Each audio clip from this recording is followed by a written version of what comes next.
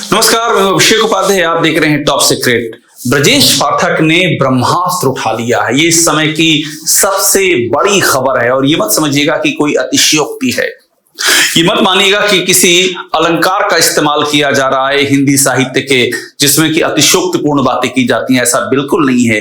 ये वो हो रहा है जो आज तक नहीं हुआ है। ब्रजेश पाठक पिछले 9 साल से एक छोर पर हैं और योगी आदित्यनाथ दूसरे छोर पर हैं। ब्रजेश पाठक ही क्यों, दूसरे नेताओं की भी यही स्थिति है। योगी आदित्यनाथ ने किसी के साथ मिलकर के काम करने की कोशिश ही नहीं की। अलग पूरा उनका सेटअप रहा, उनके अपने खास अधिकारी रहे, उनके खास भरोसे के लोग रहे और उसमें से भी सारे महत्वपूर्ण पदों पर उनके खास स्वजाति लोग रहे। ये योगी आदित्यनाथ की प्रोफाइलिंग है जो उनके बारे में कहा जाता है। लेकिन अब ब्रजेश पाठक ने ऐसा क्या कर दिया है जो आज तक नहीं किया है। और मैं ये क्यों कह रहा हूं कि ब्रजेश पाठक ने ब्रह्मास्त्र उठा लिया है। आखिर ब्रजेश पाठक को क्या कोई मैसेज है? क्या किस टाइम लाइन कुछ उनकी आंखों के सामने स्पष्ट है? क्या ब्रजेश पाठक अनुभवी नेता हैं? ऐसा नहीं है कि राजनीति में कोई नए आए हैं। राज्यसभा में भी रहे हैं, लोकसभा में भी रहे हैं, विधानसभा जीती है, संगठन में भी काम किया है, लंबे समय तक बीएसपी के राष्ट्रीय महासचिव रहे हैं। कोई काम वो जल्दबाजी में नहीं कर सकते हैं। और ऐसे में चुनावी साल में जिस तरह से वो स्टैंड ले रहे हैं, वो स्टैंड बता रहा है कि देयर इज समथिंग, कुछ तो है डाउन द लाइन, कुछ ऐसा जो कि अभी दिख नहीं रहा है लेकिन उसकी झलक मिल रही है, तस्वीर दिख रही है, दूर से ही सही, और पूरी फिल्म भी इस तस्वीर के हटते ही दिख जाएगी। कहानी क्या है? मैं क्यों कह रहा हूं कि ब्रजेश पाठक ने ब्रह्मास्त्र उठा लिया है? क्योंकि ब्रजेश पाठक ने वो कर दिया है जो, और उस टाइम पे कर दिया है जो योगी आदित्यनाथ के गले नहीं उतरेगा। अब आपको मैं एक ट्वीट दिखा रहा हूं ब्रजेश पाठक का, और इस ट्वीट की आप टाइमिंग देखिएगा। सबसे इंपॉर्टेंट यहां पर टाइमिंग है। ये तारीख आज की है 14 मार्च 7:31। टाइमिंग इंपॉर्टेंट है। आज हुई है उत्तर प्रदेश में पुलिस भर्ती परीक्षा, दरोगा की भर्ती के लिए। उसमें एक सवाल पूछा गया कि अवसरवाद से जुड़े विकल्प बताए गए, कि अवसरवाद का उदाहरण, और उसमें कई एग्जाम्पल दिए गए। उसमें एक एग्जाम्पल था पंडित को अवसरवाद से जोड़ा गया। किसका दिमाग था ये? किसने ये किया? सोच क्या थी? किसको प्रसन्न करना था? आजकल तो ये भी बहुत होता है ना कि हम कुछ कर रहे हैं तो उसका मैसेज कहां पर जाएगा। जैसे कुछ अधिकारी हैं, वो राजनीतिक बयानबाजियां करते हैं, वो हिंदू मुस्लिम करते हैं, वो इजराइल और ईरान तक चले जाते हैं बयानबाजी में। क्यों चले जाते हैं? कि उनको मालूम है कि इससे कोई प्रसन्न होगा, कोई ईश्वरीय सत्ता है जो गदगद होगी और उनको प्रमोशन मिलेगा, उनकी मलाईदार पोस्टिंग बनी रहेगी, उनके ऊपर अभयदान का अक्षत आवरण रहेगा। ये उनके जहन में है। तो इसीलिए ऐसा लगता है कि ये जो हुआ है ये भी कहीं संदेश पहुंचाने के लिए हुआ है कि कोई ना कोई सत्ता तो प्रसन्न हो जाएगी ये देख करके कि जहां पर हजारों युवा इम्तिहान दे रहे हैं दरोगा भर्ती का, वहां अवसरवाद को पंडित से जोड़ने वाला सवाल आ गया, विकल्प दे दिया गया पंडित। ब्रजेश पाठक ने सेम डे 14 मार्च को ही तलवार निकाल दी। इसीलिए मैं कह रहा हूं ब्रह्मास्त्र है ये। इसके पहले देखिए इतना टाइमली डिसीजन कभी नहीं हुआ। शंकराचार्य के बटुक ब्राह्मणों की चोटी खींच के मारने पर उन्होंने स्टैंड लिया, लेकिन काफी समय के बाद लिया। मौनी अमावस्या की घटना थी। अब जाके मार्च में एक चैनल के कॉन्क्लेव में वो इसके खिलाफ बोले, जम के बोले, महापाप कहा और बाकायदा ब्राह्मण बटकों का अपने घर पे सम्मान भी किया, लेकिन काफी बीच में टाइम लिया। और भी कई घटनाएं हुई जहां उन्होंने स्टैंड लिया, लेकिन थोड़ा सा अंतराल लेकर के। कभी ऐसा मैसेज नहीं दिया कि एकदम कि योगी आदित्यनाथ जो कर रहे हैं उसको तुरंत सामने से आकर के वो कट डाउन कर रहे हैं। ऐसा मैसेज कभी नहीं दिया। अब दिया है ऐसा मैसेज, सेम डे दिया है, डंके की चोट पे दिया है। और आप उनकी लैंग्वेज पढ़िएगा ब्रजेश पाठक की। उन्होंने क्या लिखा है? पुलिस भर्ती परीक्षा में आए एक प्रश्न को लेकर के जो विकल्प दिए गए उन पर हमें कड़ी आपत्ति है। ब्रजेश पाठक लिख रहे हैं, डिप्टी सीएम। सरकार ने गंभीरता संज्ञान में लिया, किसी भी प्रश्न से किसी समाज या वर्ग की गरिमा को ठेस पहुंचती है तो बिल्कुल स्वीकार नहीं है। मैं कहना चाहूंगा कि ये सब नहीं होना चाहिए इस तरह का। अब देखिए महत्वपूर्ण बात क्या है, इस मामले की तत्काल जांच के निर्देश दे दिए गए हैं। ब्रजेश पाठक कह रहे हैं कि जांच के निर्देश दे दिए हैं। ये महकमा किसका है? ये तो गृह का मामला है। अगर निर्देश देना है तो योगी आदित्यनाथ निर्देश देंगे, प्रमुख सचिव गृह संजय प्रसाद निर्देश देंगे। ये जो बोर्ड है पुलिस भर्ती का, प्रमोशन और भर्ती का बोर्ड जो है, उसके जो सर्वे सर्वा है वो आदेश देंगे, लेकिन नहीं, पहल की यहां ब्रजेश पाठक ने का आदेश दे दिए हैं और ये भी कहा है संबंधित जिम्मेदारों के खिलाफ कड़ी कार्रवाई की जाएगी। ब्रजेश पाठक चाहते तो यहां लिख सकते थे कि मुख्यमंत्री के निर्देश पर ऐसा आदेश दे दिया है, मुख्यमंत्री जी कड़ी कार्रवाई करेंगे, सब उन्होंने हटा दिया। कोई मुख्यमंत्री जी नहीं, कोई मुख्यमंत्री का आदेश नहीं, हम यहां पर कह रहे हैं कि कड़ी कार्रवाई की जाएगी, एक्शन लिया जाएगा। मैं आपसे कह रहा हूं ना कि ब्रह्मास्त्र उठाया ब्रजेश पाठक ने, डाउन द लाइन क्लियर है। और ब्रजेश पाठक ऐसा क्यों करेंगे अपने से? मैं आपसे बार बार कह रहा हूं, ब्रजेश पाठक बहुत ही सुलझे हुए और जिसे कहते हैं ना तमाम जो जटिलताएं हैं राजनीति की उसको देख के चलने वाले नेता हैं। वो इस पार्टी में जब से आए हैं तब से उनकी आप ग्रोथ का लेवल देखिए। कानून मंत्री बनना पहले टर्म में योगी आदित्यनाथ की सरकार के, और सेकंड में सीधे बढ़कर के डिप्टी सीएम बन जाना, इसका मतलब ट्रस्ट उन्होंने गेन किया है। लखनऊ से लेकर दिल्ली तक, बीजेपी की संगठन से लेकर के आरएसएस तक ब्रजेश पाठक ने एक ट्रस्ट गेन किया है और उसी ट्रस्ट का परिणाम है कि आज वो इस जगह पर पहुंचे हैं। लेकिन स्टैंड जब भी लेते हैं वो तो बड़ा सोच समझ के लेते हैं।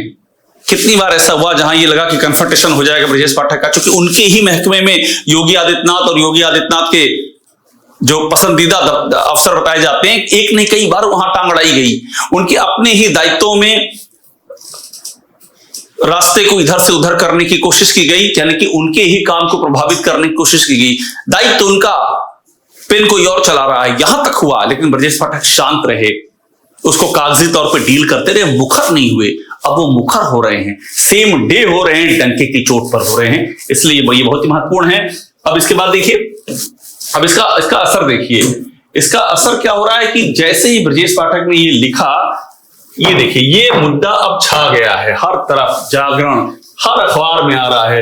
ब्रजेश पाठक भड़के, बोले कड़ी कार्रवाई की जाएगी। ब्रजेश पाठक भड़के, ये कौन लिख रहा है? दैनिक जागरण लिख रहा है। सबको समझ में आ रहा है मैसेज क्या है, डाउन द लाइन क्लियर। और मैं आपको दावे से कह रहा हूं, ये तो योगी आदित्यनाथ को समझ में आ रहा होगा, बिल्कुल समझ रहे होंगे वो, क्योंकि तो उनका कार्य क्षेत्र है। ब्रजेश, अभी तक तो ये था कि ब्रजेश पाठक के कार्य क्षेत्र में योगी आदित्यनाथ इंटरवीन करते थे, बगैर ब्रजेश पाठक को लूप में लिए। हालांकि बतौर मुख्यमंत्री वो कर सकते हैं, लेकिन नैतिकता ये कहती है कि आप कम से कम उस मंत्री को जो डिप्टी सीएम भी है आप लूप में तो लेंगे, कॉन्फिडेंस में तो लेंगे, लेकिन नहीं, कोई मतलब ही नहीं। अब ब्रजेश पाठक ने उल्टा कर दिया है, गृह का मामला, ब्रजेश पाठक ने कहा इस पर एक्शन होगा और हमने निर्देश दे दिए हैं। ये बहुत बड़ा स्टेटमेंट है, इसलिए मैं कह रहा हूं उसके मायने हैं। अब इसके बाद देखिए ब्रजेश पाठक की तस्वीर, योगी आदित्यनाथ तस्वीर, ये सवाल, और इसके बाद ये देखिए, मैंने आपसे कहा ना कि ब्रजेश पाठक, इसके पहले भी ये चीजें चलती थी लेकिन वो कागजों में चलती थी। ब्रजेश पाठक इस योगी आदित्यनाथ के कामकाज से कभी ऐसा नहीं हुआ कि वो एक पटरी पर चले हों। उसकी वजह ये रही कि योगी आदित्यनाथ के काम करने के तरीके ने सबके साथ यही किया है।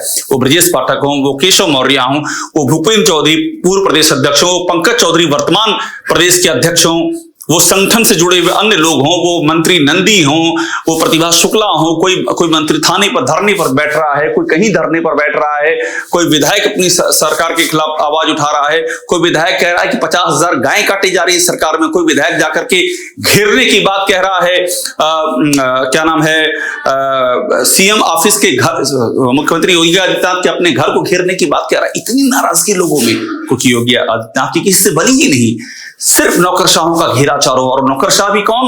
एक से एक बढ़ के गंभीर आरोप जिन पर है वो नौकरशाह, और उनके आसपास वो घेरे रहे। और योगी आदित्यनाथ की सरकार में प्रचंड करप्शन और अखंड जातिवाद के आरोप माउंट एवरेस्ट का भी सीना चीर करके ऊपर उठते रहे। इस सब के बाद भी ब्रजेश पाठक ने एक मिनिमम रेशनल दूरी बना के रखी, सीधा कन्फ्रंटेशन नहीं किया। अब यहां देखिए, यूपी के स्वास्थ्य विभाग में ट्रांसफर पर खुद डिप्टी सीएम ब्रजेश पाठक ने उठाए सवाल, एसीएस से मांगी पूरी जानकारी। इन्होंने बड़ी बात है कि ये सूत्रों के मुताबिक खबर है, ये ब्रजेश पाठक ने ट्वीट नहीं किया था जैसे इस बार किया है, डंके की चोट पे लिखा है कि इस पर एक्शन होगा, इस पर नहीं किया था। ये तो लोगों को पता चली, रिपोर्टरों को पता चली, चिट्ठियां जो चली अंदर कि विभाग मेरा, ट्रांसफर मुझसे नहीं पूछोगे आप, कौन ट्रांसफर कर रहा है ब्रजेश पाठक के विभाग में। लेकिन इसको भी सहा, कभी इतना मुखर नहीं हुए, अब जाके मुखर हुए हैं। इसीलिए मैं आपसे कह रहा हूं चीजें बड़ी हो रही हैं। अब देखिए, ये देखिए, ये कंटिन्यूएशन में हो रहा है। आप डेट नोट कीजिए, ये मार्च, और ये देखिए यहां पर क्या है, आवास पर बुलाया, तिलक लगाया और डिप्टी सीएम ब्रजेश पाठक ने 101 बटकों का सम्मान किया। ये भी सीधा कन्फ्रंटेशन योगी आदित्यनाथ से, बस टाइमिंग का अंतर था। मौनी अमावस्या का मामला लेट एक्शन लिया, लेकिन लिया।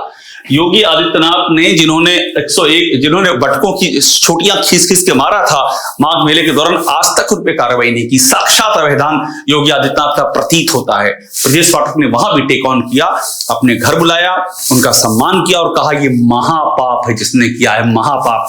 ये स्टैंड लिया, इसकी भी बहुत चर्चा हुई। अभी देखिए, इसके पहले भी ब्रजेश पाठक अयोध्या भी मतलब छुटपुट चीजें चल रही थी, इस कदर ब्रह्मास्त्र निकला था।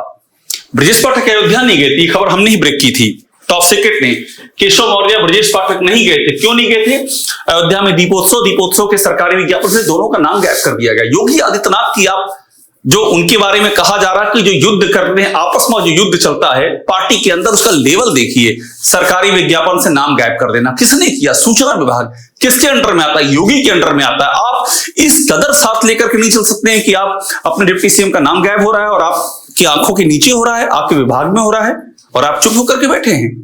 आप जिस गोरखपुर से आते हैं योगी आदित्यनाथ, वहां के किसी नेता से आपकी नहीं बनी, आपकी शिव प्रताप शुक्ला से नहीं बनी जो अभी राज्यपाल हैं, आपकी जो बस्ती के नेता हैं हरीश द्विवेदी, उनसे आपकी नहीं बनी। ये सब तो मतलब जितनी चीजें मैं आपसे, पंकज चौधरी से आपकी नहीं बनी, ये सब चीजें कागजों पर हैं। ऐसा नहीं है कि कौन नहीं जानता है। और गोरखपुर से और भी जो राष्ट्रीय महासचिव हुए हैं उनसे भी आपकी नहीं बनी। किसको नहीं पता है ये? यानी कि आप जहां मेरे, आप बीजेपी के खिलाफ उम्मीदवार खड़े कर चुके हैं 2007 में, 2012 में क्या किया है आपने, सबको पता है।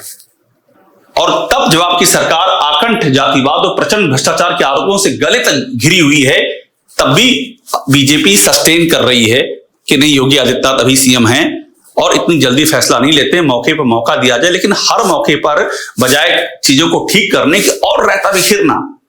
तो इसीलिए ब्रजेश पाठक का अयोध्या न जाने का फैसला भी ये चर्चा का विषय बना रहा उस दौरान में। अब ये देखिए, ब्रजेश पाठक, मैं कह रहा हूं कि अंदर खाने में बहुत कुछ चल रहा है। यूपी में ब्राह्मण विधायकों की बैठक हुई, उसको नोटिस दे दी गई। योगी आदित्यनाथ के काम करने का तरीका देखिए। ठाकुर विधायक बैठक करते हैं, कुछ कुटुंब की कुछ नहीं कहते हैं योगी आदित्यनाथ, सांस नहीं लेते हैं। वो सब उनके करीबी विधायक, ठाकुर रामवीर सिंह मुरादाबाद के कुंदर की हमने स्टोरी अभी की, उनके बेटे ने मुंह में पिस्टल डाल दी एक दूसरे युवक के और बुरी तरह से मारा पीटा, जो आरोप लगा। ये ठाकुर रामवीर सिंह है। इन्होंने बैठक की ठाकुर विधायकों की लखनऊ में और एक जुबान नहीं बोले योगी आदित्यनाथ। लेकिन जब ब्राह्मण विधायकों ने बैठक की, उनको नोटिस दे दी गई। कौन है इसके पीछे? और उस बीच में ब्रजेश पाठक पहुंचते हैं और प्रधानमंत्री से मिलते हैं। यानी कि कुछ, मैं आपसे कह रहा हूं ना, कुछ तो मैसेज है, अभी पता नहीं चल रहा है। ब्रजेश पाठक सीजन पॉलिटिशियन है, वो भी नहीं कुछ बताएंगे। लेकिन आप पॉलिटिक्स अगर समझते हैं तो आप रीड कीजिए, आपको समझ में आएगा। Brajesh Pathak has something in his mind, कुछ उनको मैसेज कन्वे किया गया है और वो धीरे धीरे चीजें आगे बढ़ रही। अब तो वो खुल के आ गया है। जैसे उसमें कहते हैं, आपको याद होगा रामधारी सिंह दिनकर ने जो एक लिखी है कविता, जो प्रभु श्री राम जब समुद्र पार करते हैं, तो वो लाइन वही है, 3 दिवस तक पंथ मांगते रघुपत सिंधु किनारे। यानी कि एक कुछ समय होता है जिस समय तक बर्दाश्त किया जाता है और उसके बाद जब वो सीमा खत्म हो जाती है तो चीजें आर पार पे आ जाती हैं। वही होता हुआ नजर आ रहा है। ये एक और कहानी है। अभी देखिए, ये वही जो मैं आपसे कह रहा था, तब इस कदर ब्रजेश पाठक का इस सरकार में, ब्रजेश पाठक के कामकाज में दखल ऊपर से हुआ है कि समय सीमा खत्म हो गई, लेकिन तबादले से अछूता रहा। स्वास्थ्य विभाग, डिप्टी सीएम ने योगी को भेज दी फाइल, कर लीजिए, आप ही, हम नहीं कर रहे हैं, आप ही कर लीजिए। यहां तक हुआ है, इस कदर यहां पर कामकाज हुआ है। अब इसके बाद ब्राह्मणों की शिखा पकड़ना पाप, यह बोला है डिप्टी सीएम ब्रजेश पाठक ने। अब जब वो कानून मंत्री थे उस समय भी उन्होंने सवाल उठाया था। मतलब ऐसा नहीं कि ब्रजेश पाठक सवाल आज खड़े कर रहे हैं, लेकिन आज इंटेंसिटी देखिए, आज आमना सामना देखिए और आज योगी आदित्यनाथ की अपनी पोजीशन देखिए। मैं आपको बार बार ये बात दोहरा रहा हूं कि आकंठ जातिवाद और प्रचंड करप्शन का आरोप उनकी सरकार पर गले तक है और अपने ही कार्यकर्ताओं की अनदेखी, अपने ही जो बीजेपी के नेता हैं उनकी दुर्गति इस सरकार में हो रही है। ये देख, कानून मंत्री से तब भी चिट्ठी लिखी थी और स्वास्थ्य व्यवस्था पर सवाल उठाए थे। ये भी ब्रजेश पाठक का एक पहलू है। अब ये एक कहानी और देख लीजिए खत्म करने से पहले, किस तरह से योगी आदित्यनाथ ब्रजेश पाठक के विभाग में इंटरवीन करते आए हैं। कानपुर का मामला, डीएम और सीएमओ का विवाद हुआ। DM Jitendra Singh, CMO doctor Hardatt Nemi यानी कि दलित सीएमओ, दोनों ने दूसरे पे आरोप लगाए। कायदे से मामला योगी आदित्यनाथ के पास जाना चाहिए था, क्योंकि विभाग हरदत्त नेमी तो उनके विभाग के हैं, सीएमओ, लेकिन योगी आदित्यनाथ ने पूछा ही नहीं, सीधा डीएम के पक्ष में फैसला किया बिना किसी जांच के, और दलित सीएमओ को सस्पेंड कर दिया। ब्रजेश पाठक से पूछा तक नहीं। दलित सीएमओ इलाहाबाद हाईकोर्ट गए, वहां से आदेश लेकर के आए, फिर भी वहां पुलिस भेज दी गई, दलित सीएमओ को ज्वाइन नहीं करने दिया गया।